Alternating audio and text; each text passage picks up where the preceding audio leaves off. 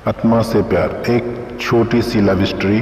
मेरा नाम राजेंद्र यादव है। मैं उत्तर प्रदेश का रहने वाला हूँ। मैं आज आप लोगों को अपनी आप बीती हुई घटना सुनाना चाहता हूँ। मैं हिंदुस्तान यूनिलीवर कंपनी में ऑपरेटर का काम करता हूँ। मेरे घर कंपनी से 10 किलोमीटर दूर है। मेरे पास एक बाइक जिसमें मैं अपना घर से कंपनी और कंपनी से घर का सफ़र पूरा करता हूँ। एक दिन ऑफिस से घर जा रहा था तो रास्ते में मुझे मेरे कॉलेज के बाहर एक लड़की दिखाई दी जो मुझे देखकर मुस्कुरा रही थी।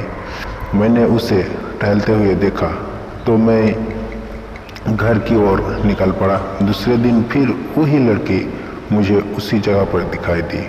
वो भी मुस्कुरा रही थी और मैं भी मुस्कुराता हुआ निकल पड़ा। मुझे उसकी प्यारी से मुस्कान से प्यार हो गया था, लेकिन कभी रुकने की कोशिश नहीं की।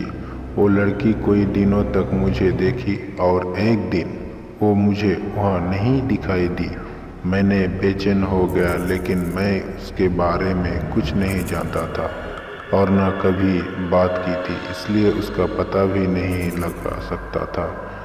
मैं कई दिनों तक उस लड़की के नहीं दिखने से बेचैन रहा। कोई बार तो मैं कंपनी से जल्दी निकलकर उसका इंतज़ार भी करता था, पर वो मुझे नहीं दिखी। एक दिन मेरे मोबाइल पर किसी अनजाने नंबर से फ़ोन आया। मैंने फ़ोन उठाया तो एक लड़की बोली। उसने मेरा नाम पूछा और वो मुझे बात करने लगी और बताया कि मैं वही लड़की हूँ जिसे तुम रोज़ बाइक से गुजरते हुए देखा करते थे।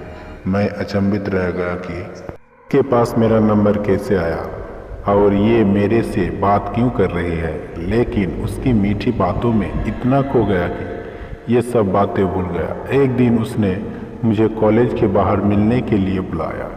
मैं और मेरा दोस्त हम दोनों बाइक पर उससे मिलने को गए, क्योंकि कभी मैं लड़की से अकेले नहीं मिला था तो घबरा रहा था। मैं और मेरा दोस्त जैसे ही कॉलेज के बाहर पहुँचे तो वो लड़की कहीं पर भी दिखाई नहीं दी। मैंने काफ़ी फ़ोन लगाया, लेकिन फ़ोन स्विच ऑफ था। मैं घर लौट गया और घर में घुसते ही उसका फ़ोन आया तो मैंने गुस्से से कहा कि हम वहाँ पर आपका इंतज़ार कर रहे थे, आप क्यों नहीं आई? तो उसने कहा कि तुम अपने दोस्त को क्यों साथ लेकर आए थे, मुझसे अकेले मिलने आना। मैंने कहा ठीक है।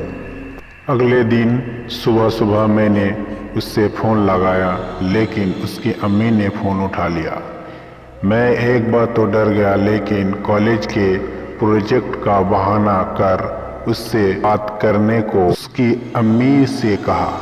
उसकी अम्मी ने कहा, पागल हो गए हो क्या? प्रिया को मरे तो 3 महीने हो चुके हैं।